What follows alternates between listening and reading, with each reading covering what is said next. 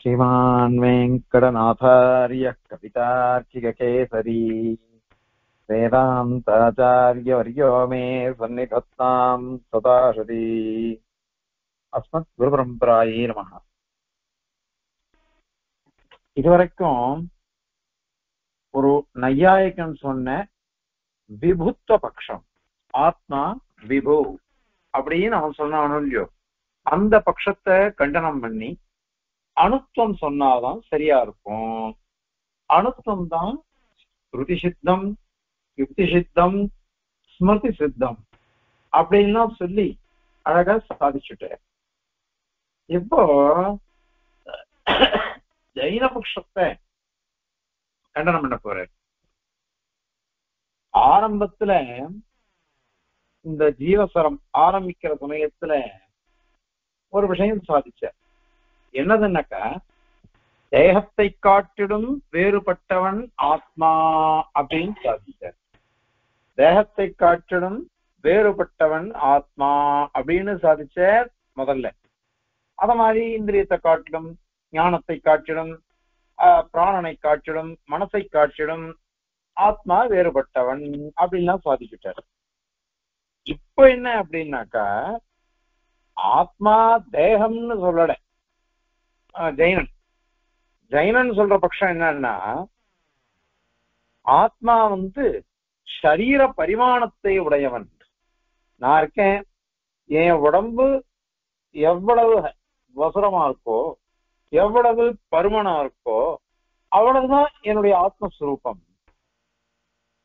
அத மாதிரி இப்போ ஒரு ஆத்மா யானையா பிறக்கிறது, இன்னொரு ஆத்மா எறும்பா பிறக்கிறது. அப்படியானா யானையா இருக்கிற ஆத்மா இருக்கும் இல்லையோ, அந்த யானை உடம்பு எவ்வளவு பெருசு இருக்குமோ அவ்வளவு பெருசு அந்த ஆத்மஸ்வரூபம். அதே மாதிரி எறும்பு ஆத்மான்னு சொன்னாக்க, எறும்புனுடைய சரீரம் எவ்வளவு எத்தனோண்டா இருக்கும், ரொம்ப சின்னதா இருக்கும். அந்த ஸ்வரூபம் ஆத்மஸ்வரூபம் அப்படின்னு அவ சொல்ற. இப்போ அத கண்டனம் பண்ணணும். இது நீ ஆத்மான்றது தேக பரிமாணம் தான் அப்படின்னு சொன்னையானாக்கா அதுல விரோதம் வரும். என்ன விரோதம் முதல்து அப்படின்னா, ஸ்ருதி விரோதம் தான் வருது. ஸ்ருதி விரோதம் வரும். ஏன் ஸ்ருதி விரோதம் வரணும்னாக்கா, நஜாயதே மிரியதேவா விபஸ்சித்து அப்படின்னுட்டு ஸ்ருதி சொல்றது. பிறப்பதில்லை இறப்பதில்லை அப்படின்னு சொல்றது. அப்போ பிறப்பு இறப்பு அப்படின்றது யாருக்கு வரும் அப்படின்னு சொன்னாக்க, தேகத்துக்கு தான் வரும். ஆத்மஸ்வரூபத்துக்கு வரவே வராது. ஆத்மஸ்வரூபத்துக்கு வராது, வேற தேகத்துக்கு தான் அது வர்றது. தேகத்துக்கு வர வேண்டிய இறப்பு, அத மாதிரி பிறப்பு அப்படின்றது இருக்குதே, இந்த ரெண்டும் தேகத்துக்கு தானே வரும், ஆத்மஸ்வரூபத்துக்கு வராது. அதனால நஜாயத்தே மிரியதேவா விபஸ்து அப்படின்னு ஸ்ருதியே சொல்றது. இது ஷட் பாவ விகாரங்கள் அப்படின்னு சொல்ற. 6 பாவ விகாரங்கள் என்னென்ன அவ 6 சொல்றா கேளுங்க. அஸ்தி, ஜாயத்தே, வர்த்ததே, விபரிணமதே, அபக்ஷீயத்தே, நஷ்யதி அப்படின்னு சொல்ற. இதோ இருக்கு, இருக்கிற வஸ்து திறக்கிறது, ஜாயத்தே உற்பத்தி ஆகிறது, உற்பத்தியானது வர்த்ததே நல்லா வளர்றது, அதுக்கப்புறம் விபரிணமத்தை மாறுறது, அதுக்கப்புறம் அபக்ஷீயத்தை குறைய ஆரம்பிக்கிறது, குறைஞ்ச உடனே நஷ்யதி அழிவை அடைகிறது. இது 6. அஸ்தி, ஜாயத்தே, வர்த்ததே, விபரிணமதே, அபக்ஷீயத்தே, நஷ்யதி அப்படின்னு 6 விதமான விகாரங்கள் லோகத்தில் இருக்கிற ஒவ்வொரு வஸ்துவுக்கும். ஒரு பானை அப்படின்னு இருக்குன்னு சொல்லுங்க, அயம் கடக அஸ்தி அப்படின்னு ஒருத்தன் சொன்னான். அப்ப அயம் கடக அஸ்தி, இந்த கடமானது இருக்குன்னு சொன்னான்னாக்க அதுக்கு முன்னாடி அது பிறக்கல, அதுக்கு உற்பத்தி ஆகல. அதனால இப்ப இருக்கு அப்படியானாக்கா ஜாயதே, அது உற்பத்தி ஆச்சு. உற்பத்தி ஆனவுடனே புதுசா இருக்குது. புதுசா இருக்குது, அது என்ன பண்றது? அது நல்லா வர்த்தத்தை நிறைய இருக்கு. அதனுடைய இது அச்சேதனம் தானே, அதனுடைய காரியங்கள்லாம் பண்றது. ஆனா உடம்புன்றது அப்படி இல்லை. ஒரு குழந்தை பிறக்கிறது, பிறந்ததுன்னா அந்த குழந்தை சின்ன குழந்தை, ஒரு முழம் இருக்கு பிறக்கச்சே, அப்புறம் கொஞ்சம் கொஞ்சமா வளர்றது, அதுக்கப்புறம் 6 அடி அப்படின்லாம் வளர்றா. எல்லாம் இருக்குது. வர்த்தத்தை விபரிணமத்தை, பரிணாமங்கள் அடைஞ்சுட்டே இருக்குது. ஒரு நாள் குண்டா இருக்கான், ஒரு நாள் இழைச்சி போயிடுறான், அப்படின்லாம் இருக்கு. அதுக்கப்புறம் அபக்ஷீயத்தை, வயசாக வயசாக உடம்பு என்ன ஆகுது, குறைஞ்சுட்டே வருது. கண்ணு தெரியல, காது தெரியல, உடம்பு சுருங்கி போயிடுறது, அப்படின்லாம் ஆறுது. கடைசியில நஷ்யதி. இது ஒரு அச்சேதனத்துக்கு தான் லோகத்துல பாக்குறோம், சேதனத்துக்கு நம்ம பாக்குறதே கிடையாது. சேதனத்துக்கு பாக்குறது இல்லை. அதனாலதான் நஜாயத்தே மிரியதேவா விபஸ்துன்னு சொன்னதுனால ஜாயத்தேன்றதும் நஷ்யத்தைங்கிறதும் நிஷேதிக்கப்பட்டு. நஜாயத்தே மிரியத்தேன்னு சொன்னதுனாலேயே பிறக்கிறது, உற்பத்தி ஆகிறது, நாசத்தை அடைகிறது அப்படிங்கிறது நிஷேதிக்கப்படுகிறது, போயிடுறது. அதனாலேயே மீதி எல்லாம் கூட போயிடுறது. வர்த்ததே விபரணமதே அபக்ஷீயதே அதுவும் போயிடுறது. வேற என்ன இருக்கு இந்த ஆத்மாவுக்குன்னா அஸ்தி அப்படின்றது ஒன்று இருக்கு. அஸ்தி, அஸ்தின்னு இருக்கிறதுன்னு அர்த்தம். எப்பொழுதும் இருப்பது, எப்பொழுதும் ஒரே மாதிரி இருக்கிறது, நிர்விகாரமா இருக்கிறது. இத ஸ்ரீபாஷகார இந்த இதுல வஸ்வஸ்தி கிம் அப்படின்னு மைத்ரேயர் கேட்கிறார். வஸ்து அஸ்தி கிம் அப்படின்னு கேட்கிறார். எப்பொழுதும் இருக்கக்கூடிய வஸ்து எது அப்படின்னு கேட்கிற மைத்ரேயர் பராசரர்கிட்ட. பராசர பகவான் கிருஷ்ண புராணத்தை அதுக்கு பதில் சொல்ற. இந்த ஆத்மஸ்வரூபம் இருக்கொல்லையோ அது மட்டும் அஸ்தி, அது மட்டும்தான் எப்பொழுதும் இருக்கு, ஒரே மாதிரி இருக்கு, நிர்விகாரமா அப்படின்னு சொல்ற. ஆகையினால நஜாயதே மிரியதேவா விபஸ்து அப்படின்னு சொன்னதுனால இந்த ஆத்மாவானது பிறப்பற்றது, இறப்பற்றது அப்படின்னு அர்த்தமாகிறது. அதனால அது எப்பொழுதும் இருக்கு, அஸ்தி அப்படின்றதுதான் இருக்கு. அப்படி சொல்லும் பொழுது நீ என்ன பண்ணிட்டேன்னாக்க, இப்போ சரீர அளவுதான் இந்த ஆத்மா அப்படின்னு நீ சொல்ற. யார் என்ன ஜெயினன் அப்படி சொன்னாக்கா இந்த மாதிரி விரோதம் வந்துருமே. இது விரோதம் வந்துடுறதுனால இந்த ஸ்ருதி நிர்விகாரமா இருக்குன்றது ஸ்ருதி சொல்றது. நிர்விகாரமா இருக்குன்னு ஸ்ருதி சொல்லச்சே அதுக்கு விரோதமாக சரீர பரிமாணம் தான் ஆத்மா அப்படின்னு சொன்னாக்கா ஸ்ருதி விரோதம். ஸ்ருதி விரோதம் உண்டு இல்ல. ஆத்மஸ்வரூபம் ஒரே மாதிரி இருக்கிறது, ஆனா இது மாறிண்டே இருக்குதே, மாறிண்டே இருக்கு. ஏற்கனவே நிறைய சொல்றோம். ஆத்மா அனித்தியம்னு சொல்லிட்டோம்னு நினைச்சுக்கோங்களேன், அப்போ எத்தனையோ விரோதங்கள் வரும்னு சொல்லியிருக்கோம். அதாவது அகிருத அபியாகமம், கிருத விப்ரநாசம். அப்போ அவன் பண்ணின புண்ணிய பாப பலத்தை யார் அனுபவிக்கிறது அப்படின்னு கேள்வி வந்துருமே. ஏன்னா அவன் அனித்தியம் தான் நீ சொல்ற பிரகாரம் பார்த்தா என்னக்கா. அதனால அது தவறான பாதம். அகிருத அபியாகமம், தாம் பண்ணாத கர்மாவுக்கு பலத்தை அனுபவிக்கணும், தான் பண்ணின கர்மா பலத்தை அனுபவிக்க வேண்டாம், கிருத விப்ரநாசம் அப்படின்னு வந்துடும். அது பெரிய தோஷம், அது அதனால வரக்கூடாது அப்படின்னு ஏற்கனவே சொல்லிருக்கோம். அதனால விகாரம் வந்துருத்துனாலே அவைகளுக்கு அழிவு நிச்சயம் அப்படின்னு அர்த்தம். அழிவு வந்துருத்துன்னா அனித்தியம், அனித்தியமா போயிடுதுன்னாக்கா அதை என்ன பண்ண முடியும்? அதனால உங்க சித்தாந்தத்துல நீங்க அப்படி வந்துருமே. அவனும் ஆத்மா நித்தியம்னு சொல்றான், யாரு ஜெயினனும். நீ ஆத்மா நித்தியம்னு சொல்ற, மோட்சம் உண்டுன்னு சொல்ற, புண்ணிய பாப கர்மாவை நீ ஒத்துக்கிற, எல்லாத்தையும் ஒத்துப்ப. ஆனால் ஆத்மா அளவுதான், சரீர அளவுதான் ஆத்மா அப்படின்னு நீ சொன்னையானாக்கா அது இந்த நித்தியத்துவத்துக்கு பாதகம். மோட்ச தசைக்கு பாதகம். அதனால அதை ஒத்துக்க கூடாது. சரி, அவன் என்ன அதுக்கு மேல கேட்கிறான், நீ எங்களை பார்த்து இப்படி சொல்ற, அப்போ லோகத்துல எப்படி பிரயோகம் இருக்கு?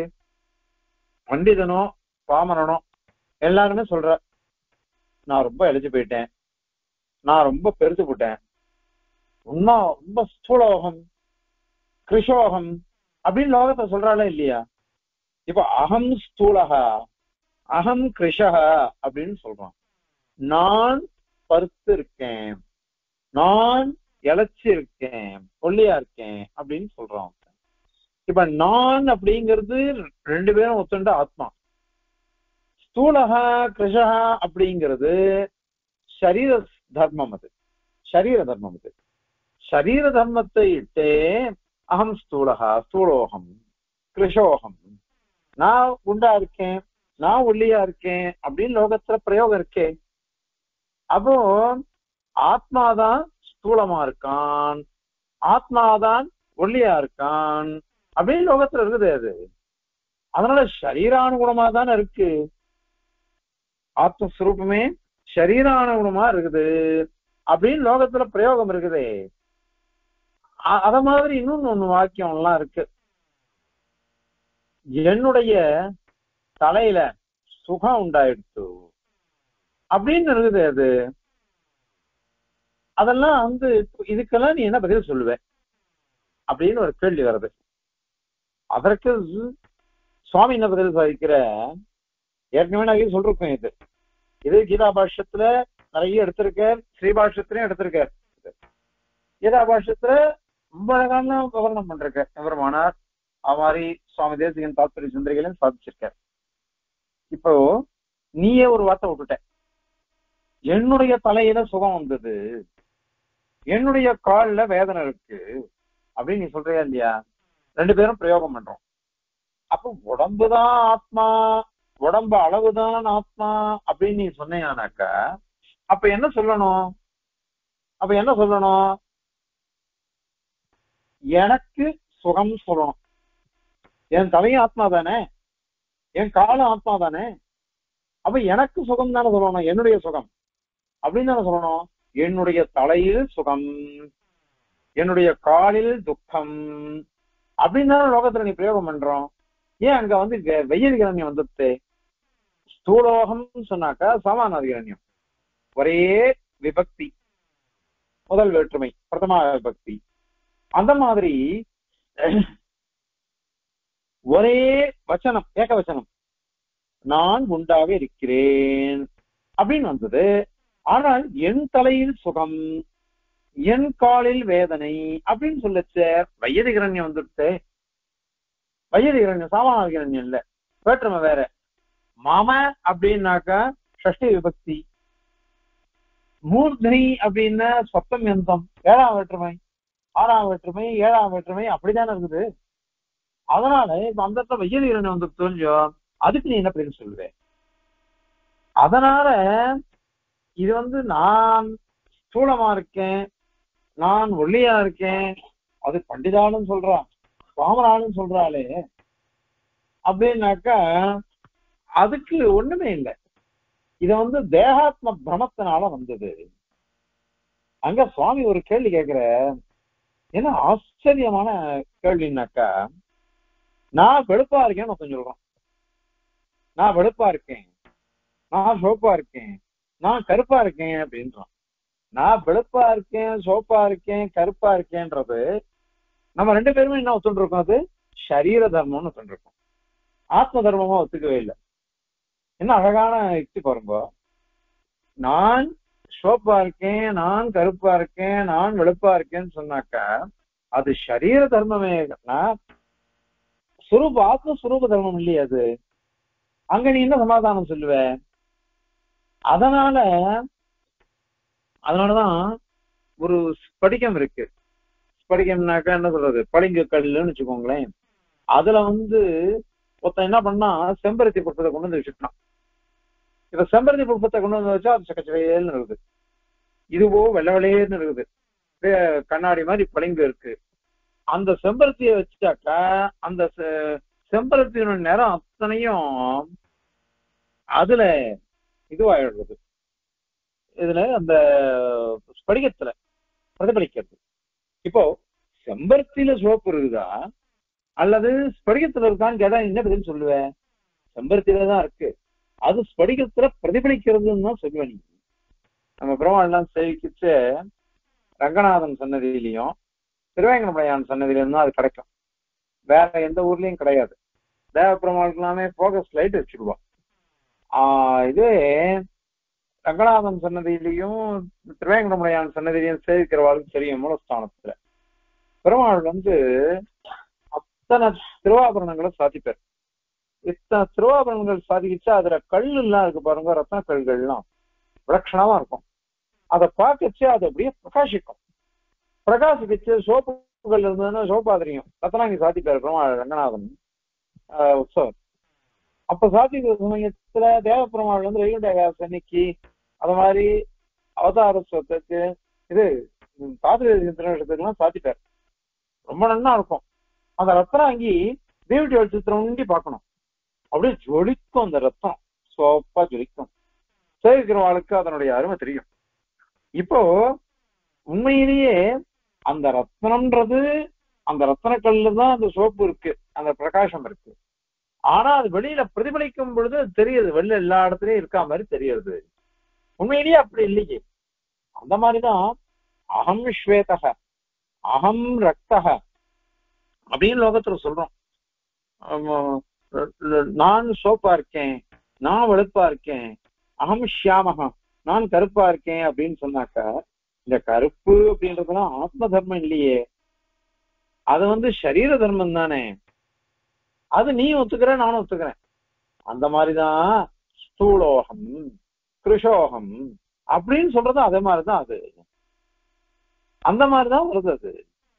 அதனால இந்த இடத்துல கேள்வியே நீ கேட்ட தவறு, கேள்வியே தவறு. அது அத மாதிரிதான். இன்னொன்னு, எனக்கு தலையில சுகமா இருக்கு அப்படின்னாக்கா இந்த ஆத்மஸ்வரூபத்துக்கு அது சுகம் இல்லை, ஆத்மஸ்வரூபத்துக்கு சுகமே கிடையாது. அதனால என்ன அர்த்தம் அப்படின்னாக்கா, தர்மபூத ஞானத்தை கொண்டு அதை சொல்ல போறோம் அப்படின்னு அர்த்தம். அதனால இந்த கேள்வியே தவறு. சரி, இவ்வளவு சொல்ற நீ. ஆனால் இதெல்லாம் வந்து சாந்தோக்கிய உபநிஷத்துல ஒரு வாக்கியம் வருது, சயேஷ ஜீவேனாத்தனா அனுப்பிரபூதா பேபீயமானா மோதமான திஷ்டதி அஸ்ய யதேகாம் சாகாம் ஜீவோ ஜஹாதி அதசா சுஷ்யதி அப்படின்னு இருக்கு. அதிகான சாரோட சுவாமி இது கேள்வி கேட்டு பதிலாம் சாச்சிருக்கார். இது என்ன சொன்னா, ஒரு உடம்பு, அந்த உடம்பு தான் ஆத்மஸ்வரூபம் பூர்வபட்சி சொல்றது. அதுல ஒரு கிளை, ஒரு அவயவம் அது விழுந்துடுறது, அதை விட்டுடுறான் இவன் ஜகாதி, விட்டுடுறான். விட்டுட்டான்னாக்கா அது என்ன ஆயிடுறதுன்னா சுஷ்யதி, ரொம்ப அப்படியே வத்தி போயிடுறது அது. அது மாதிரி ரெண்டாவது சாக்கை, ரெண்டாவது அவயவத்தை விட்டான்னா அது ஒரு மரம் மாதிரி, அதாவது உருவகப்படுத்துறது. இவனை உருவகப்படுத்தி ரூபகம்ன்ற உருவகப்படுத்தி சொல்றது. இவன் வந்து ஒரு அவயவத்தை விட்டான்னா அந்த அவயவமானது வத்தி போயிடுறது. அத மாதிரி எல்லாம் வச்சன வாக்கியம் இருக்கு அங்க, அது இருக்குது அது. அதனால இப்ப வந்து ஜீவாத்ம ஸ்வரூபம் இருக்குதே, ஜீவாத்ம ஸ்வரூபத்துல உடம்புதான் ஜீவாத்ம ஸ்வரூபம், அது விரக்ஷ ரூபமா சொல்றது. விரக்ஷ ரூபமா சொல்றதுனால அதனோட ஒவ்வொரு அவயவமும் போறது, ஒவ்வொரு அவயவமும் போயிடுறது. இவனுக்கு ஏதோ ஒரு அவயவம் போயிடுறது, அதாவது வேலை செய்யலன்னு வச்சுக்கோங்க. என் கை மொத்தம் கை வேலை செய்யல, அப்பப்போ அடியனுக்கு கூட இந்த இடது கை இடது கால் கொஞ்சம் மறுத்து போகும். ஏன் மறுத்து போகும்னாக்கா அங்க நரம்பெல்லாம் எடுத்துட்டா, அதனால கொஞ்சம் நம்ம மறுத்து போறது அப்பப்போ. இது மாதிரி போறது இல்லையோ. அவன் என்ன சொல்றான், அவன் ஜெயினன் இந்த மாதிரி ஸ்ருதியே சொல்றது, ஆத்மஸ்வரூபம்ன்றது உடம்பளவு, அந்த உடம்பு ஒரு மரம் மாதிரி உருவகப்படுத்தப்படுறது, அதனுடைய ஒரு அவயவம் ஜகாதின்னு அவனுக்கு பிச்சா போட்டுட்டான், பிச்சு போடல, அது என்ன இடத்துல வேலை செய்யலன்னு வச்சுக்கோங்க. அந்த சமயத்துல இது வந்து இவனுடைய உடம்பினுடைய ஒரு இது பிரிஞ்சு போறதுன்னு அர்த்தம்.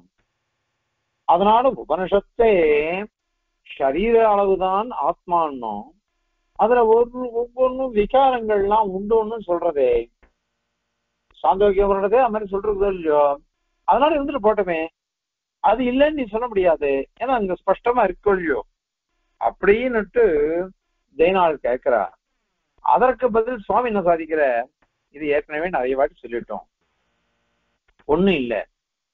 இந்த உடம்புல தர்மபூத ஞானம் ஒண்ணு இருக்குதா இல்லையா, அந்த தர்மபூத ஞானம்ன்றது உடம்பு முழுக்க வியாபிச்சு இருக்குது. பிரதீபவதாவேச சதாஹிதர் செய்தின்னு சூத்திரக்காரர் சொல்ற அபாவாதிகரணத்துல 4ஆம் அத்தியாயம் 4ஆம் பாகத்துல 5வது அதிகரணம். அதுல சொல்லும் பொழுது ஏற்கனவே சொல்லிருக்கோம், ஒரு வழக்கு கூடத்துல ஏற்றி வைக்கிறோம். கூடத்துல நடுவுல ஏற்றி வச்சோம்னாக்கா கூடம் முழுக்க பிரகாசிக்கிறது, அதனுடைய தர்மம் தான் பிரகாசிக்கிறது. அந்த வழக்கு எல்லா இடத்துலயும் வரல, வழக்கினுடைய ஒளி இருக்கே அந்த ஒளியானது எல்லா இடத்துலயும் தெரியறது. அது எப்படி தெரியலாம் தெரிஞ்சுக்கலாம், ஏற்கனவே அதை சொல்லிருக்கோம். அந்த ரொம்ப தூரமா இருந்ததுன்னு வச்சுக்கோங்க, ஆள் கூடத்துல வச்சிருந்தா கூட ரொம்ப தூரத்துல இருக்கிறது நமக்கு தெரியாது, பக்கத்துல இருக்கிறது தான் தெரியறது. காரணம் அதனுடைய கிரணங்கள்லாம் எவ்வளவு தூரம் முடியுமோ அவ்வளவு தூரம் தான் போகும்.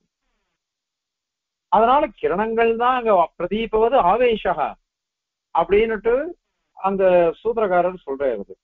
குணாத்வா ஆலோகவதுன்னு சொல்லியிருக்காரு. ஆகையினால தர்மபூத ஞானத்தை வச்சுட்டுதான் இங்க சொல்றது அது. அதனால என்ன அர்த்தம், ஒரு அவயவம் போறது அது வேலை செய்யல, அது வத்தி போறது அப்படின்னு சொன்னாக்கா தர்மபூத ஞானத்தினுடைய சங்கோச்சம். உடம்பு முழுக்க என்ன வேலை செய்யறது அப்படின்னா தர்மபூத ஞானமானது விகசிதம் அப்படின்னு அர்த்தம். அதுதான் அதுல கூட ஒரு இது சொல்றோம், பிராணம் கொல்லியம் பிராண சஞ்சார க்ஷயம் தான் இது. பிராணம் உடம்புல முழுக்க முழுக்க சஞ்சரிக்கணும். பிராணம் முழுக்க முழுக்க சஞ்சரிச்சாதான் நம்மளால உடம்பு முழுக்க எல்லா காரியமும் பண்ண முடியும். பிராணனே ஒழுங்கா சஞ்சரிக்கலன்னு வச்சுக்கோங்க, அப்போ எந்த காரியமும் நடக்காது. அதுதான் லோகத்திலேயே பாக்குறோம். அது ஒருத்தனுக்கு பக்கவாதம்லாம் வருது, அந்த மாதிரி சமயத்துல இந்த பிராண சஞ்சாரமானது குறைஞ்சு போயிடுறது. அதனாலதான் கால் இழுத்துக்கிறது, கை இழுத்துக்கிறது, நடக்க முடியல அப்படின்னு சொல்றாரு. அதனால மரத்து போயிடுறதுன்னா சொல்றோம். இதுக்கெல்லாம் இதான் மூல காரணம், பிராண சஞ்சாரம் குறைஞ்சு போறது. அதனால தர்மபூத ஞானமானது அங்கெல்லாம் பிரவகிக்க மாட்டேங்கிறது. அங்க பிரவகிக்காததுனால நமக்கு அது தெரியுது. அது இத மாதிரின்னுட்டு அது கூட மூல காரணம். நாங்க என்ன சொல்றோமோ, கர்மா அவாவா கர்மா அவனால அப்படி இருந்தது. அதனால அந்த உபநிஷத்தாண்ட என்ன சொல்ல எடுத்து ஏகாம் ஷாகாம் ஜஹாதி அப்படின்னு சொல்றது, விடுறான் இவன் தியாகம் பண்றான் அப்படின்னு சொல்றது. அத மாதிரி சுவாமி கொச்சமங்கலம் சுவாமி ஒரு உதாரணம் சொல்ற, ஒரு வீடு இருக்குது, ஒரு வீடு ரொம்ப நல்லாதான் இருக்கு, ஆனால் ஏதோ ஒரு பாகத்துல பின்னாடி பாகமோ முன்னாடி பாகமோ கொஞ்சம் சிதிலமா போயிடுறது, இடிஞ்சு போடுறது. அந்த சமயத்துல நம்ம போக மாட்டோமோ இல்லையோ, அந்த இடத்துல நம்ம போக மாட்டோமே, மேல ஏதாவது தள்ள விழுந்ததுன்னா என்ன ஆகுது அப்படின்னு தோணும், இல்ல காலில் இடிச்சதுன்னா ஏதாவது வந்ததுன்னா என்னன்னு தோணும், இல்ல பூஜை போட்டு இருந்ததுன்னா என்ன ஆகுதுன்னு தோணும். அதனால போக மாட்டோம். அத மாதிரிதான் இந்த மாதிரி தர்மபூத ஞானமானது சங்கோஜமா எடுத்துனாக்கா, அப்போ இந்த உடம்புல அந்த அந்த எந்த இடத்துல குறைஞ்சு போயிடுத்தோ, எந்த இடத்துல பிராண சஞ்சாரம் இல்லையோ, அப்போ அது வேலை செய்யறது இல்லை. அதனால அவன் என்ன பண்றான், வலது கை வேலை செய்யல, இல்ல இடது கை வேலை செய்யல, அப்ப இடது கையை விட்டுடுறான், வலது கையாலேயே பண்றான். எல்லா அவயவத்திலையும் நம்ம பண்ணிட்டு இருக்கோம் அந்த காரியத்தை. பல்லு இருக்குன்னு வச்சுக்கோங்க, ஒரு பல்லு வலது பக்கம் பல்லு நமக்கு கஷ்டமா இருந்ததுன்னா இடது பக்கம் பல்லால முண்டியே சாப்பிட்டு இருப்போம். பரிகாசங்கள்ல ஒரு வாட்டி ஆண்டவன் நானும் உட்காந்துட்டு இருக்கோம். ஆண்டவன் பெரிய ஆண்டவன், ஸ்ரீமஷ்ணம் பெரிய ஆண்டவன், நாவல் பழம் ரொம்ப திருவள்ளம். ஏன் அப்படின்னா இந்த சுகருக்கு நல்லதுன்னுட்டு இந்த ஹைபிரிட் நாவல் பழம் பெருசுகிறது ஆகும். அந்த நாகப்பழத்தை ஆண்டவன் என்ன பண்ணுவே அலம்பி கொடுப்பா, அதை எடுத்து அங்கேயும் ஆகும். அது பண்ணச்சே நம்மளாம் என்ன பண்ணுவோம், சாப்பிட்டு கொட்டையை துப்பிடுவோம். ஆனா ஆண்டவன் வந்து அந்த கொட்டையும் கடிச்சு சாப்பிடுவார். அப்போ ஒரு வாட்டி கேட்டேன், அப்போ ஆண்டவனுக்கு 80 100 நட்சத்திரம் ஆயிடுச்சு. அப்படியே பல்லு எல்லாம் சுத்தமா இருக்கா அப்படின்னு கேட்டேன். ஏதோ இருக்குது, இருக்கிறத வச்சு அட்ஜஸ்ட் பண்ணிட்டு இருக்கேன் நானு அப்படின்னு சாட்சாகும். ஏன்னா எல்லா பல்லும் இந்த வயசுலயே நம்ம ஒழுங்கா இருக்க மாட்டேன்றது. 80 திருநட்சத்திரத்துல எப்படி இருக்கும், 80 திருநட்சத்திரத்துல எப்படி இருக்கும் அது. அதனால ஏதோ இருக்கு, அதை வச்சு நான் வந்து அட்ஜஸ்ட் பண்ணிட்டு போயிட்டு இருக்கேன் அப்படின்னு சாட்சியாகும் ஆண்டவன். அதனால எல்லாருமே அந்த மாதிரிதான். எந்த அவயவம் வேலை செய்யலையோ அந்த அவயவத்தை விட்டுட்டு இன்னொரு அவயவத்தை கொண்டு இதை பண்றோம். இத மாதிரி லோகத்துல இருக்கு. அதனால இதுதான் ஏகாம் ஷாகாம் ஜகாதி அப்படின்னு சொன்னாக்க, ஒரு ஷாக்கைய ஒரு அவயவத்தை விட்டுடுறான்னா இந்த அர்த்தமே தவிர்த்து ஒரேடியா ஆத்மஸ்வரூபத்துக்கு அவயவம் உண்டான்னா அது நிறவயவமாச்சு. நிறவயவமான ஒரு விஷயத்துல இதெல்லாம் வராது அப்படின்னு அர்த்தம். சரி, நீ வந்து நாங்க இதுவரையும் நிர்விகாரமான ஆத்மாவில இந்த மாதிரி நீ விகாரத்தை சொன்ன விரோதம் வருமே அப்படின்றத இதுவரையும் சொல்லியிருக்கோம். இப்போ வேற ஒரு விரோதம்லாம் வருது. ஜீவாத்மா தேக அளவுதான், தேகம் எப்படி இருக்கோ அந்த அளவுதான் அப்படின்னு நீ சொன்னையானாக்கா அதுல பெரிய விரோதம் வருது. ஏன் அப்படின்னாக்கா, யோகிகள்லாம் பல உடம்பு எடுத்துக்கிறோம், பல உடம்பு எடுத்துக்கிறோம். நம்ம ஏற்கனவே பார்த்திருக்கோம். சௌகரி மகரிஷி பெரிய யோகி. அவர் ஏதோ ஒரு மீனை பார்த்தார். மீன் வந்து தன்னுடைய ராணியோடையும் தன்னுடைய குழந்தைகளோடையும் அது எவ்வளவு சந்தோஷமா இருக்கு. அதை பார்த்தோன்னே இவருக்கும் ஆசை வந்தது. போய் குஷனாபன் கிட்ட போய் உன் பொண்ணெல்லாம் எனக்கு கல்யாணம் பண்ணி கொடுத்துருவார். ஒரு பொண்ணை கொடுன்னார். 50 பொண்ணும் அவர் கிடைச்சிட்டு கல்யாணம் பண்ணிட்டார். 50 உடம்பு எடுத்துட்டார். இப்போ 50 உடம்பை எடுத்துட்டு இவர் வந்து ஒவ்வொரு பொண்ணோடையும் ஆனந்தமா பிரச்சனை பண்றாரு. ஒவ்வொரு பொண்ணுகிட்டையும் 4 குழந்தை பெற்றுட்டாராம். 200 குழந்தைகள் அவருக்கு பிறந்தது. அதுக்கப்புறம் தான் அவருக்கு புத்தி வந்து, ஐயோ இவ்வளவு நாள் நம்ம தப்பசெல்லாம் வீணாக்கிட்டோமே, இனிமேல் திருப்பி யோகம் பண்ணணும்ட்டு எல்லாருக்கும் விவசாய பண்ணிட்டு கிளம்பி போயிட்டாரு அப்படின்னு விஷ்ணுபுராணம் சொல்லிட்டு போகுது. இப்போ இந்த சௌகரி மகரிஷி இத்தனை 50 உடம்பு எடுத்துட்டாரா இல்லையா? இப்போ இதுல 50 உடம்பு எடுத்துட்டாருனாக்கா அப்ப ஜீவஸ்வரூபத்தை பிச்சுட்டேரா? கிழிச்சு கிழிச்சு ஒவ்வொரு அவயவமா விட்டு விட்டு, இந்த அவயவம் பெரிய பொண்ணுக்கு, இன்னொரு அவயவம் சின்ன பொண்ணுக்கு, இன்னொரு அவயவம் 3ஆம் பொண்ணுக்கு, அந்த மாதிரி அவர் பிரிச்சாரு. அவர் அப்படி இல்லையே, அது இல்லவே இல்லை. நீ சொல்ற பிரகாரம் பார்த்தாக்கா அப்போ ஒவ்வொரு அவயவமும் விட்டுட்டு போயிட்டு ஒவ்வொரு அவயவமா பிரிச்சு தன்னுடைய 50 தேவைகளுக்கும் உடம்பு பிரிச்சு கொடுத்தார் அப்படின்னு சொன்னாக்கா அப்ப விகாரம் வந்துடுத்து, நாசம் வந்துடுதுன்னு நீ ஒத்துண்டாகணும். அது மட்டும் இல்ல, எந்த உடம்புல ஆத்மா இருக்குதுன்னு சொல்லு, எந்த உடம்புக்கு அனுகுணமா ஆத்மஸ்வரூபம் இருக்குதுன்னு சொல்லு. நீ என்ன சொல்றிருக்க, ஆத்மா எவ்வளவு அளவோ அந்த அளவு அப்படின்னு நீ சொன்ன. அந்த அளவுன்னு சொல்றதுக்கு இப்ப அளவு எனக்கு சொல்லு. இப்போ 50 உடம்பு எடுத்துட்டாரு அவர். 50 உடம்பு எடுத்துட்டாக்கா அதுல எந்த உடம்பு அவருக்கு வந்தது, அதுக்கு நீ பதில் சொல்லு. அதுவும் உன்னால சொல்ல முடியாது. அது மாதிரி இது ஒரு விரோதம் வருது உனக்கு. அப்புறம் இதே மாதிரி ஒத்துண்டியானாக்கா இன்னொரு ஒரு தோஷம் வருது. முக்தி தசையில உடம்பு இருக்குதா இல்லையா அத சொல்லு. முக்தி தசையில மோட்சத்தை அடையிறான் இவன். மோட்சத்தை அடையும் பொழுது இவனுக்கு உடம்பு இருக்கா இல்லையா? உடம்பு இருக்குன்னு சொல்ல முடியாது. உடம்பு இருக்குன்னு சொல்ல முடியாது. ஏன்னாக்கா இந்த உடம்புன்றது எப்படிப்பட்டது, உடம்புன்றது எப்படிப்பட்டது அப்படின்னாக்கா கர்மபத்தமா இருக்குது. கர்மாவனாலதான் உடம்பு வந்தது. அந்த கர்மா போனாதான் அந்த உடம்பு போகும். இப்ப உடம்பு போயிடுத்து, கர்மா போயிடுவே, உடம்பு போயிடுத்து. உடம்பு போயிடுத்து, அதனாலதான் மோட்சத்தை அடைஞ்சுட்டான். அப்போ அப்படியானாக்க மோட்ச தசையில அவனுக்கு என்ன அளவு இருக்குது, ஆத்மஸ்வரூபம் எப்படி இருக்குன்னு எனக்கு சொல்லிருக்கோம். நீ தான் இருக்க. முக்தி தசையில தேகம் கிடையாது அப்படின்னு நீ சொல்லியிருக்க. தேகம் கிடையாதுன்னு சொல்லிட்டாக்க அப்போ தேகம் இல்லைன்னு சொல்லிட்டேனாக்கா அப்ப என்ன அளவு இருந்தது? இப்ப சொல்றேன், இந்த பத்த சம்சார திசையில எவ்வளவு உடம்பு அளவு இருக்கோ அவ்வளவுதான் ஆத்மஸ்வரூபம் அப்படின்னு நீ சொன்ன. அங்க தேகமே இல்லையே. ஆனா அதனால நீ ஜெயினால் உடம்ப ஒத்துக்காததுனால உடம்பு ஆத்மஸ்வரூபத்துக்கு அளவு இல்லைன்னு ஆயிடும். அளவு இல்லைன்றத நீ ஒத்துக்க போறியா? நாங்க சொல்லிடுவோம் என்னது அணுதான் அது சுருதி சொல்லி எடுத்து. நீ அணுன்னு சொல்லல, தேக பரிமாணம் சொல்லிட்ட. தேக பரிமாணம் சொல்லிட்டேன்னா விபூன்னு ஒத்துண்டுதான் ஆயிடும்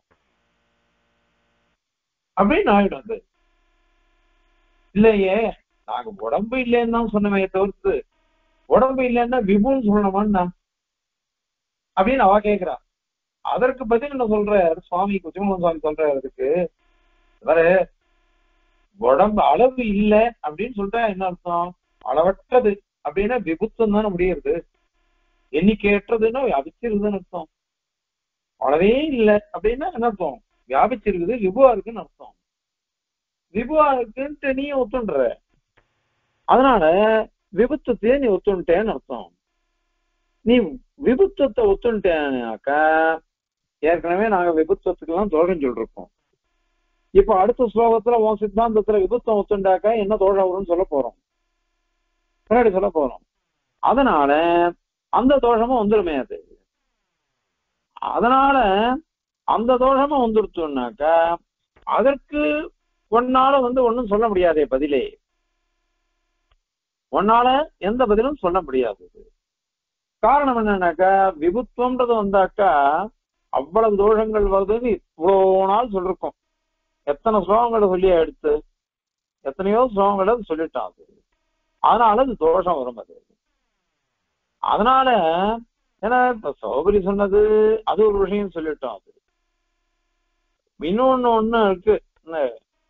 ஒரே ஆத்மா யோக மகிமையினால அவன் என்ன பண்றான்னாக்கா பல சரீரத்தை எடுத்துக்கிறான். இப்ப ராவணனை பத்தி பார்த்திருக்கோம். ராவணன் என்ன பண்ணா, பிராட்டி எதிர ஒரு இதுவா எடுத்துட்டான், பிக்ஷுவா வந்தான், சன்னியாசி இடத்துல வந்தான் அப்படின்னுட்டு பார்த்திருக்கோம். மாரீசன் ஒரு மானா மாறினான். அசம்பவம் ஹேமமிருகஸ்த ஜென்ம. ஹேமமிருகம் சொர்ணமயமான மானா வந்தான் மாரீசன். இப்ப முதல்ல அவன் எப்படி இருந்தான்? மாரீசன் ஒரு அசுரன், ராட்சசனா இருந்தான். அதுக்கப்புறம் அவன் ராவணன் நினைச்சுன்னு பயந்துண்டு விக்ஷே பசியாமின்னா ஊர் மரத்திலேயே ராவனை பாக்குறேன், ரான்னு ஆரம்பிக்கிற சப்தங்கள்லாம் கேட்டாலே எனக்கு பயத்தை உண்டு பண்றதுன்னு சொன்னான் மாரீசன். அந்த மாதிரி அவன் எத்தனையோ ரூபத்தை எடுத்துட்டான். இப்ப இத மாதிரி அதாவது ராட்சசா எல்லாமே இத்தனை ரூபம் எடுத்துட்டு இருக்கா. அத மாதிரி எத்தனையோ யோகிகள்லாம் எவ்வளவோ ரூபம் எடுத்துக்கிறா. இப்ப எவ்வளவோ ரூபம் எடுத்துட்டாக்கா அப்போ நீ சொல்ற பிரகாரம் பார்த்தாக்கா முதல்ல எடுத்துட்ட ரூபம் இருக்கு பாருங்க, அந்த ரூபத்துக்கு அனுகுணமான ஒரு ஆத்மா. அந்த மாதிரி அப்புறம் பல ரூபங்கள் எடுத்துட்டாக்கா பல ரூபங்கள் எடுத்துன்றதுனால பல ஆத்மாக்கள் நீ ஒத்துக்கணும். பல ஆத்மாக்கள், முன்னாடி இருந்த ஆத்மா வேற, இப்ப இருக்கிற ஆத்மா வேற அப்படின்னு எடுத்துக்கணும். அவ பல சரீரங்கள், பல சரீரங்களுக்கு ஏற்ற மாதிரி பல ஆத்மாக்கள் அப்படின்னு அங்கீகரிக்கணும். அப்படி ஒத்துண்டையானாக்கா அது விரோதம் வந்துடுறது. என்ன விரோதம் அப்படின்னா, இவன் முதல்ல இருந்த ஆத்மா அனுபவிச்ச சுகதுக்கம் வேற, அடுத்த வர்ற ஆத்மா அனுபவிக்கிற சுகதுக்கம் வேற. முன்னாடி சொன்ன மாதிரி அகிருத அபியாகமம் விப்ரநாசம் வந்துடும். இந்த மாதிரி நிறைய தோஷங்கள் இருக்கு. இந்த மாதிரி நிறைய தோஷங்கள் இருக்கிற பட்சத்தை ஏத்துக்கணுமா? அம்மா அந்த மாதிரி தோஷங்கள் இருக்கிறத ஏத்துக்கவே கூடாது. அதனால ஆத்மா ஷரீர அளவுதான் இருக்கு அப்படின்னுட்டு ஜெயினன் சொல்ற பட்சமானது சரியில்லை. அத இந்த ஸ்லோகத்தினால சாதிக்கிறார். இப்போ இந்த ஸ்லோகத்தை சேவிச்சு அதனுடைய தாத்பரியத்தை தெரிஞ்சுக்கலாம்.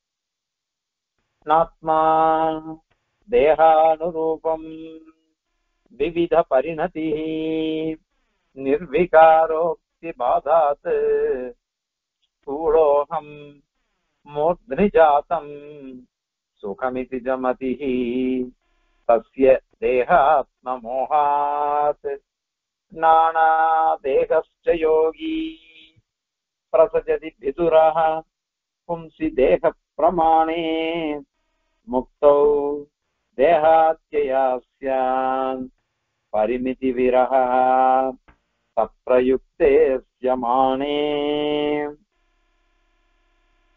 நிர்விகாரோக்தி பாதாத். நீ கணக்க ஆத்மா தேக அளவுதான் இருக்கு, சரீர அளவுதான் ஆத்மா இருக்கு அப்படின்னு நீ சொன்னையானாக்கா நிர்விகார உக்தி பாதாத். ஸ்ருதி ஆத்மா நிர்விகாரன் அப்படின்னு சொல்றது. அந்த நிர்விகாரத்தை சொல்லக்கூடிய ஸ்ருதிகளுக்கு பாதம் வந்துடும், விரோதம் வந்துடும். விரோதம் வந்துடவே அதை அங்கீகரிக்க கூடாது. ஆத்மா தேகானுரூபம், இந்த ஜீவாத்மாவானது தேகம் எவ்வளவு அளவு இருக்குதோ அந்த அளவு இருக்குது. அது மட்டும் இல்ல, விவித பரிணதிகி, பல பரிணதினா பரிணாமங்கள், பல மாறுதல்களை உடையது, பலவித பரிணாமத்தை அடையிறது இந்த ஆத்மா அப்படின்னு சொல்றது தவறு. நீ சொல்றது சரியில்லை, தவறான வாதம் அது. சரி அப்படி சொல்ற. ஆனா லோகத்துல ஸ்தூலோகம் அகம் ஸ்தூலகா, நான் பருத்து பெருத்து குண்டா இருக்கேன், ஸ்தூலகாயா இருக்கேன் அப்படின்னு லோகத்துல இருக்கே. அது மாதிரி கிருஷோகம்னு சொல்றாளே, ஒல்லியா இருக்கேன்னு சொல்றமே. அத மாதிரி மூர்த்தினி சுகம் ஜாதம், தலையில சுகம் உண்டாயிடுத்து. இது சுகம்ன்றது ஆத்ம தர்மம், ஆத்ம தர்மம் சுகம். அப்போ தலையில சுகம் உண்டாயிடுச்சுனாக்கா ஆத்மாவுக்கு சுகம் உண்டாயிடுச்சுன்னு அர்த்தம். அதனால மூர்த்தினி சுகம் ஜாதம் அப்படின்லாம் இதி மதிஹி, இந்த மாதிரி ஒரு ஞானம் வருதா இல்லையா? அந்த ஞானத்துக்கு என்ன சமாதானம் நீ சொல்லுவ? அகம் ஸ்தூலோகா, அகம் ஸ்தூலகா, அகம் கிருஷகா அப்படின்னு தேக பரிமாணத்தை வச்சுட்டு தானே லோகத்துல அகம் அகம்னு இருக்கு. அதற்கு சமாதானம் சொல்லணுமே. நாங்க தேக பரிமாணம் சொல்றதுக்கு எங்களுக்கு சரியா போயிடுறது. முன் சித்தாந்தத்துல வராதேன்னு ஜெயநாள் நம்மளை பார்த்து கேட்கிறா. அதற்கு இது மதிஹி, இந்த அறிவானது ஞானமானது தஸ்ய, அந்த யாருக்கு இந்த மாதிரி ஞானம் உண்டாச்சோ அவளுக்கு ஏன் வந்ததுன்னா தேகாத்ம மோகாத், தேகாத்ம மோகம், சரீரமே ஆத்மா அப்படின்னு நினைச்சுக்கிறா. இது யோகிகள் கூட அந்த வார்த்தையை சொல்றாளா இல்லையா? லோகத்துல பண்டிதனும் அந்த வார்த்தையை சொல்றான். பண்டிதனுக்கும் இத மாதிரி நான் என்ன பெருத்து போயிட்டேன், நான் இழைச்சு போயிட்டேன் அப்படின்னு லோகத்துல சொல்ற. அதனால இது பண்டிதாளுக்கு கூட சரி ஞானம் போயிடுறது சில சமயத்துல. பரோபதேச வேலாயாம் சர்வே வியாச பராசராக சுவானுஷ்டான வேலாயாம் முனையோபின பண்டிதாக அப்படின்ற பிரத்யாரி உபதேசம் பண்ணச்ச எல்லாரும் வியாசராக மாறிடுவா, பராசராக மாறிடுவா, வசிஷ்டராக மாறிடுவா. ஆனால் சுவானுஷ்டான வேலாயாம் தான் அனுஷ்டிக்கிற சமயத்துல மாத்திரம் முனையோபின பண்டிதாக, ரிஷிகள் கூட பண்டிதால் இல்ல, எல்லாரும் சாதாரண ஒரு பாமரனாதான் நடந்துப்பாங்க. பிரத்யானம் பக்கத்து வீட்டுக்காரனுக்கு ஏதோ துக்கம் வந்துருச்சு, இவன் போய் அழுதவனை பார்த்து அப்படி ஆறுதல் சொல்றான். இவன் கொஞ்ச காலத்துக்கு அப்புறம் இவனுக்கே அந்த துக்கம் வந்துருச்சு, இவன் உழுந்து அழுதான். பக்கத்து வீட்டுக்காரன் கேட்கறான், அன்னைக்கு எனக்கு உபதேசம் பண்ணியே, இப்ப போய் நீ யாரைய எழலாமான்னு, அன்னைக்கு உனக்குதான் எனக்கா வந்தது அப்படின்றான் இவன். சகஜம். எல்லாருமே சுவானுஷ்டான வேலாயா முனையோபில பண்டிதாக, வாழலாம் கூட பண்டிதால் இல்ல. ஆகையினால பெரிய பண்டிதனா இருந்தா கூட சரி ஸ்தூலோகம் கிருஷோகம்னு பிரயோகம் பண்றானே, உடம்பு பிரதானமாவே இருக்கே லோகத்துல அப்படின்னு அவ கேக்குறா. அது கூட காரணம் என்ன? எப்படிப்பட்ட பண்டிதனா இருந்தாலும் பாமரனா இருந்தாலும் தேகாத்ம பிரமம் வருது, தேகமே ஆத்மா அப்படின்னு ஒரு மோகம் வருது. அந்த மோகம் வரவேதான் எல்லாருமே என்ன பண்றோம், உடம்புக்கு பிராதானியத்தை கொடுக்குறோம். ஒரு 20 வருஷம் முன்னாடி நாங்க ஃப்ரெண்ட்ஸ் எல்லாம் பேசிப்போம். அப்போ அப்படின்னு சொன்னேன், யாராவது எனக்கு தலையை பண்ண போடுறதுக்கு வந்துட்டான்னாக்கா நான் சன்னியாசம் வாங்கிக்கிறேன் அப்படின்னு நான் சிரிச்சுட்டே சொன்னேன். உடனே என் ஃப்ரெண்டு சொன்னேன், மாமி எப்பாரும் எல்லாத்தையும் விடுறதுதான் சன்னியாசம்ன்றது, சன்னியாசம் வாங்கிக்கிறதுக்கு முன்னாடியே தலையை பண்றதுக்கு யாராவது வந்துட்டான்னாக்கா நான் வாங்கிக்கிறேன். ஏன்னாக்கா பயம், சன்னியாசம் போயிட்டாக்கா பசி இருக்குமே, பசி எடுக்குமே, யார் சாதம் போடுவா? ஆத்துல இருந்தாக்கா அம்மா போடுறா, ஆண்டியா போடுறா, பொண்ணு போடுறா, மாட்டு பொண்ணு போடுறா அப்படின்னு சொல்லிடுவோம். யாரோ ஒருத்தர் பண்றதுக்கு இருப்பா. ரத்தம் பேசும்போது தான் ஆடாட்டாலும் சதா ஆடணும்னாலே அந்த மாதிரி. அதே அங்க போனா எதிர்பார்ப்பு இருக்கு. எப்படிப்பட்ட பண்டிதனா இருந்தாலும் ஒரு எதிர்பார்ப்பு இருக்கா இல்லையா? ஏன்னா தேகாத்ம மோகம் தான் அது. தேகாத்ம மோகம், சரீரத்துல சரீரமே ஆத்மா அப்படின்னு ஒரு மோகம் இருக்குது. அந்த மோகத்தினால இந்த மாதிரி வருது. அது மட்டும் இல்ல, பும்சி தேக பிரமாணே சதி, ஆத்மா பும்சி ஆத்மாவினிடத்துல தேக பிரமாணே சதி, தேகம் தேக அளவுதான் ஆத்மா இருக்கான் அப்படின்னு ஒரு அளவுதான் இருக்குதுன்னு சொன்னாக்க யோகி நானா தேக விதுரக பிரசஜதி. யோகி ஒரு யோக மகிமையினால பல சரீரத்தை ஒருத்தன் எடுத்துக்கிறான். நானா தேக பல சரீரங்களை ஒருத்தன் எடுத்துக்கிறான். ஒரு யோகி அவன் எடுத்துட்டான்னாக்கா எந்த சரீரத்தினுடைய பரிமாணத்தை அவன் எடுத்துட்டு இருக்கான். பல சரீரங்கள் எடுத்துட்டு இருக்கிறதுனால எந்த சரீரத்தினுடைய அளவு இவன் ஆத்மஸ்வரூபத்துக்கு இருக்கு அப்படின்னு ஒரு கேள்வி வந்துடும். அல்லது அத்தனை சரீரமும் அத்தனை ஆத்மாக்கள் அப்படின்னு ஆயிடும். அது அந்த மாதிரி தோஷம் வந்துருமே. அதனால நீ சொல்றது தவறு. அது மட்டும் இல்லாம சப்ரயுக்தே அஸ்யமானே, இந்த சரீர பிரயுக்தமானது ஜீவனுக்கு பரிமாணம் அப்படின்னு நீ சொல்றியோ இல்லையோ, அப்போ முக்தி தசையில தேகாத்தியா முக்தௌ, முக்தி தசையில மோட்சம் அடையும் பொழுது தேகாத்தியாத் உடம்பு போயிடுறதா இல்லையா? அவளும் ஒத்துன்னு இருக்கா. அத ஜெயினா கூட இதை ஒத்துன்னு இருக்கா. முக்தி திசையில உடம்பு போயிடுன்னு ஒத்துன்னு இருக்கா. அப்ப சரீரமே இல்லாததுனால ஆத்மாவுக்கு பரிமித்தி விரக, பரிமாணமே இல்லாம போயிடும், பரிமாணமே இல்லாம போயிடும் அப்படின்னுட்டு பெரிய தோஷம் வருதே.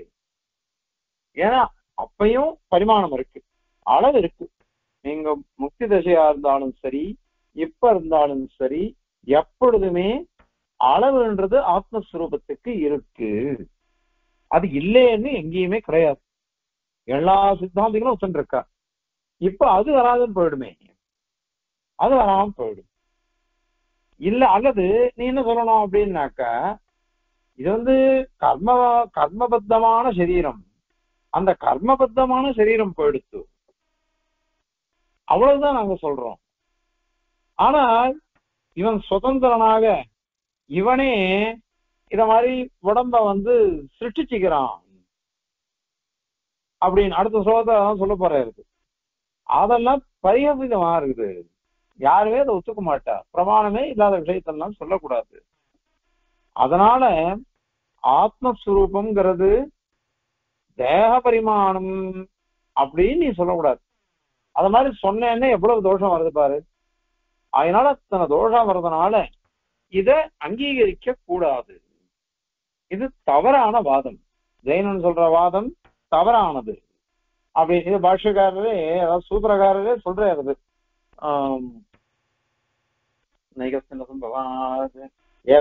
ஆத்மா காஸ்மியம் அப்படின்னு சொல்றாரு சுவாமி. அங்க கண்டனம் பண்ற பின்னாடி கூட வரும். இதுல இப்போ ஒருத்த யானையா பிறந்துட்டான். யானையா பிறந்தவன் என்ன பண்றான்னாக்கா, இவ்வளோ பெரிய உடம்பு ஆத்மா, நீ தான் சொல்லிருக்க யானை எவ்வளவு பெருசா இருக்குதோ அவ்வளவு பெரிய ஆத்மஸ்வரூபம் அப்படின்னு நீ சொல்லியிருக்க. அடுத்த ஜென்மாவில அவன் ஒரு எறும்பா பிறகுறான்னு வச்சுக்கோங்க. அப்ப எறும்பா பிறந்தான்னாக்கா முதல்ல ஆத்மஸ்வரூபம் எவ்வளவு பெருசு இருந்தது, யானை அளவு இருந்தது. இப்ப எறும்பா பிறக்கச்ச அந்த எறும்பு உள்ள இந்த யான சுரூபமான ஆத்மா எப்படி உள்ள போகும்? எப்படி உள்ள போகும்? அது போகிறதுக்கு வழி இல்லையே. இவ்வளவு பெரிய யானை அளவு இருக்கக்கூடிய ஆத்மஸ்வரூபம் எறும்பு அளவில் இருக்கக்கூடிய ஆத்மஸ்வரூபத்தை எடுத்துக்கணும். அது எப்படி நுழையும்? அது கஷ்டம். அல்லது இந்த எறும்பா மொத்தம் பிறந்தான், அடுத்த ஜென்மாவில அவன் யானையா மாறுறான், யானை சுரூபத்தை எடுத்துக்கிறான். யானை சுரூபத்தை எடுத்தனான்னாக்கா இத்தனோடு தானே எறும்பு இருக்குது, அது அகார்சியம், பூர்த்தி ஆகாது, வியாபிச்சிருக்க முடியாது. யானை அளவு உடம்பு இல்லையே, அதுக்கு யானை அளவு அதுக்கு சுரூபம் இல்லையோ இல்லையோ, அதனால அது எப்படி அது அடையும்? அதனால அது வராது. ஏன் ஆத்மா காஸ்மியம் மிதபரியாத பகிரோதோ விகாராதித்யா அழக்கா கண்டனம் பண்றாரு சூத்திரக்காரர். ஜெயின பங்காதிகரணத்துல நைகஸ்மின் அசம்பவாதிகரணம் பேரு. 2வது அத்தியாயம் 2வது பாதம் 6வது அதிகரணம் 4 சூத்திரங்கள்னால கண்டிக்கிறார் இதுல. அதனால இந்த மாதிரி சரீர அளவுதான் ஆத்மா அப்படின்னு சொல்றது பெரிய விரோதத்தை உண்டு பண்ணும். அதனால தவறான வாதம் அப்படிங்கறத இந்த ஸ்லோகத்தினால சாதிக்கிற. நாத்மா தேகானுரூபம் விவித பரிணதி நிர்விகாரோக்தி பாதாத் ஸ்தூலோகம் மூர்த்னி ஜாதம் சுகமிதி ஜமதி தஸ்ய தேகாத்ம மோகாத் நானா தேகஸ்ச யோகி பிரசஜதி பிதுரஹ பும்சி தேக பிரமாணே முக்தௌ தேகாத்யயாஸ்யாத் பரிமிதி விரஹ தத்ரயுக்தேஸ்ய மானே கவிதார்க்கிக சிம்மாய கல்யாண குணசாலினே ஸ்ரீமதே வெங்கடேஷாய வேதாந்த குரவே நமஹ.